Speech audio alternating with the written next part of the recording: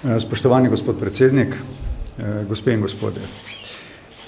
Ker je predsednik Vučić začel izjavo z dvostranskimi odnosi, naj to odlično dvostransko sodelovanje poudarim na začetku tudi jaz. Zdaj sem se za hip spomnil mojih prvih obiskov v Beogradu, potem, ko smo s Hrvaško uredili vprašanja v jeseni leta 2009. V letu 2009, kasneje po zimi in letu 2010 ter kasneje, se je začela normalizacija odnosov s Republiko Srbijo in danes, po tako rekoč ducatu dobrih 10 letih, lahko ugotovim, da je to sodelovanje na politični, gospodarski, kulturni, na čisto človeški ravni odlično. To me veseli, to je pomembno za Slovenijo in Srbijo, to je pomembno za regijo, to je pomembno za stabilnost v celotnem delu Evrope. Seveda, najprej predvsem se z predsednikom Vučićem pogovarjava o evropski perspektivi Zahodnega Balkana. V njem sem vedno našel iskrenega sogovornika, tudi če se v kakšni stvari nisva strinjali ali se ne, me je vedno zelo pomembno razumeti stališče Srbije glede tega vprašanja in na ta način lažje razumeti procese, ki smo jim priča na Zahodnem Balkanu.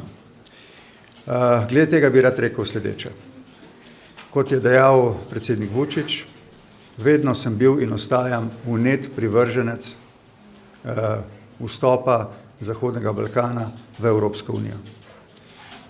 To je pomembno za blaginjo, tako ljudi na Zahodnem Balkanu kot v Evropski uniji, ampak zlasti v zadnjem času postaja odločilnega pomena za mir in varnost.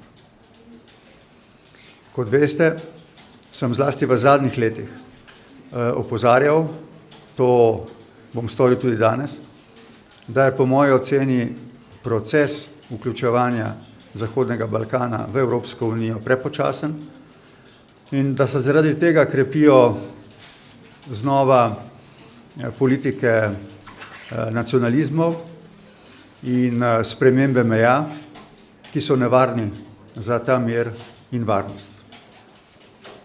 Tukaj mislim, da morata storiti obe strani več, kot je bilo storjeno v zadnjih letih. Evropska unija z iskrenim pospešenim procesom pogajanj z državami, tako na dvostranski ravni, kot tudi v celoti. Mislim, da se tukaj s predsednikom Vučićem strinjava, da če bi v relativno kratkem času uspelo Evropski uniji odpreti svoja vrata za vse narode in države v tej regiji, tega vzpona nacionalizmov in zamisli o spreminjanju meja ne bi bilo. Zato je v naravnem interesu Evropske unije, da ostane širitev na Zahodni Balkan na agendi komisije in sveta ter parlamenta. Z predsednikom Vučićem sem bil v Novem Sadu, ko je prišlo do naznanitve iniciative Odprti Balkan.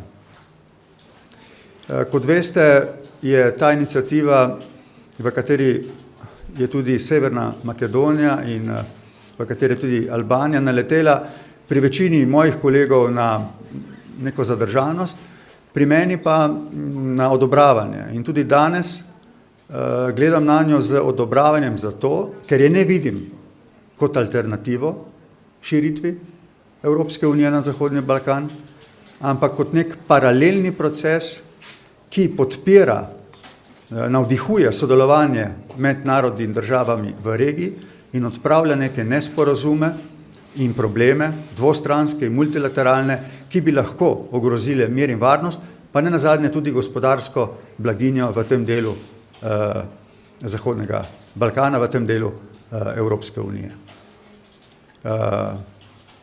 Tudi danes menim, da je to pomembna iniciativa, pri tem pa bi rad povedal, da Me skrbijo nekateri procesi na Zahodnem Balkanu, tako kot so me v zadnjih letih, danes morda še bolj.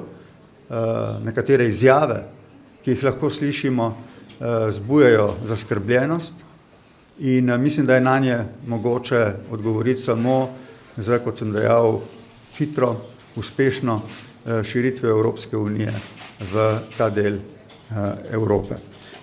Verjamem, da bo še kakšno vprašanje in bom rade volje odgovoril nanj. Sicer pa se ti predsednik zahvaljujem za ta pogovor. Hvala tudi, da nas je omenjal slovenske vojake na Kosovo, jutri jih bom obiskal. Naj v zvezi s tem rečem, da se bom pri mojih sogovornikih, predsednici in predsedniku vlade zavzel za to, da bi prišlo do implementacije bruseljskih dogovorov, ki tečejo v okviru dialoga Priština-Beograd, dialoga, ki je zastal. To pri meni vzbuja zaskrbljenost. Menim, da bi se moral nadaljevati. Slovenija je bila od vsega začetka velik zagovornik tega dialoga, ga je vedno podpirala in ga še vedno. In dejstvo, da je prišlo do zastoja, ne koristi ne Kosovo, ne Srbiji, ne regiji in ne Evropski uniji.